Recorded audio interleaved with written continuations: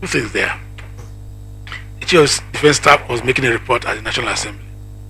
And for Southeast, he was worried about Simon Ekpa, the young man who was born after the war, who didn't see the war, who doesn't know the implication of suffering people during the Civil War, and is cool enough as even a local government official in Finland, and is there inciting adults to carry arms against their fatherland.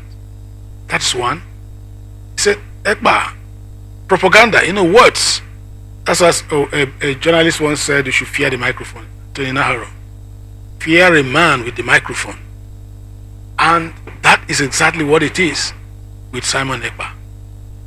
And then the second part is that no territory in Nigeria is being occupied by Boko Haram.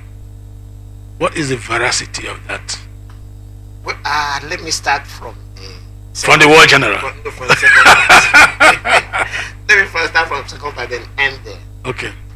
For the second part, what we are hearing know that even in security outfits, there is also propaganda. Yeah. Not just on the war. Propaganda is part of security itself, which we know most cases it doesn't work out. The claim about no territory is occupied by Boko Haram, I think he over bits of long he exaggerated. Yes, because generally, like you continue with your talk, the Boko Haram insurgency is a guerrilla war. They have not defined space, even though they were capturing territories. They're beyond territories, they're everywhere. And when they're at large, is it not more dangerous? Is it not as dangerous as occupying territory? Occupying territories? The Dapchi girl are still in captivity. The other girl and all that, Leah Sharif, all of them are still in captivity. So it's unfortunate. It's unfortunate, his claim. Yeah. I think he exaggerated, and I think when you are putting this type of claims forward, yes, it should all be that there is a full-blown war. That when you are talking, the other side will be weak, like during the civil war in Nigeria. We know Kokondem. They will even be killing Nigerians. I mean, the Biafrans. We will now tell you that the Biafrans, the powerful Biafran soldiers. That's a strong war. We know that there is conflict or there is war. Then you can bring up not this type where everything appears obvious. That Boko Haram insurgents is real. It's real, and I don't think it has properly addressed or treated. The emergence of Bola Tinubu has not shown that capacity that he wants to. We've not seen it. Buhari's administration was didn't even aspire in any way to say he want to confront Boko Haram. Tinubu, how many months in office? Buhari said he downgraded Boko Haram. No. At the time, no, we know now. As at early this year, okay, from January till now, he wasn't doing anything again. He was waiting for his exit. He was even preparing for his exit when the time hasn't come. So we know all this. So let him not claim that Boko Haram. That is he has exaggerated in that area. Then coming to the southeast, where we know that this Simon Ekpa, the man is I don't know what to say, but I'm saying that it's pretty late. No, but the point, yes, okay. It's pretty late.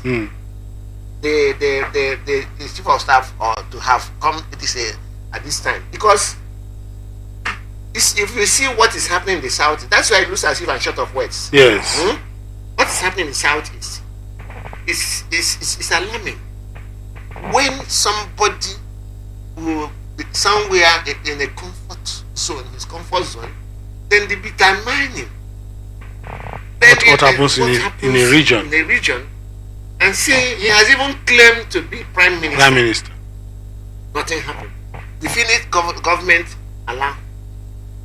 I expected Nigerian government to have acted before now. Before now, it's not they're calling for the summoning of the ambassador. They've acted before now because the guy is there, moving freely, dishing out instructions to people. And I hear he's in the local government councillor there.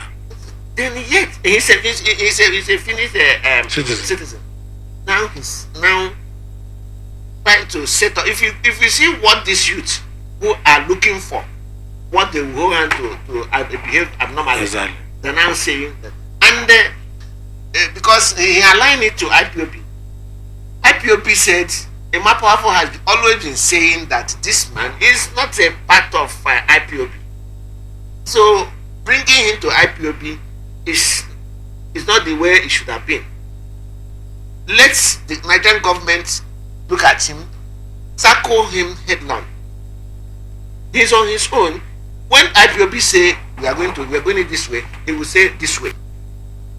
When IPOB say this, we are going this way, and Ejimofor, the spokesperson of IPOB, has always been saying, Simon Ekpa is not part of us. Any instructions is given. Do you know but all that are rhetorics. The people listen to his propaganda. They listen to his campaign. I watched one video. He said it's rhetorics in what sense? No, they obey him when they say sit at home and don't sit When they at home. now say the men Have they not been sitting at home? but this the more powerful, the spokesperson, they continue saying, telling people don't obey this. Exactly, but people are It's obeying. rhetorics. People are obeying in the sense that he has not been able to stop the influence of Simon Ekpa. Because one, Who do you want to stop? Who do you want to stop? no, there should be a counter propaganda. He had the propaganda comes in. And he has succeeded. The propaganda comes in. Don't you think that the man tell people what they want, what they need? I don't want to hear. What they want to That's hear. the point I'm making. I mean, but talk of IPOB setup administration, they are not part of it. They have Disowned him. issued for a long time. Okay. So why is this? Why is it that his propaganda is still very potent? One is that if Nnamdi Kanu has been released, because that is what people are saying, releasing Nnamdi Kanu. He is not even talking about releasing Nnamdi Kanu. He's not in that direction. He's saying that nothing will stop him to do what he wants. Not even when they release Nnamdi Kanu. But most of the reason why people still obey what he says because Nnamdi Kanu is still at large. So if Nnamdi Kanu is released by federal government, then we now watch out to know if people will still obey his That is the point.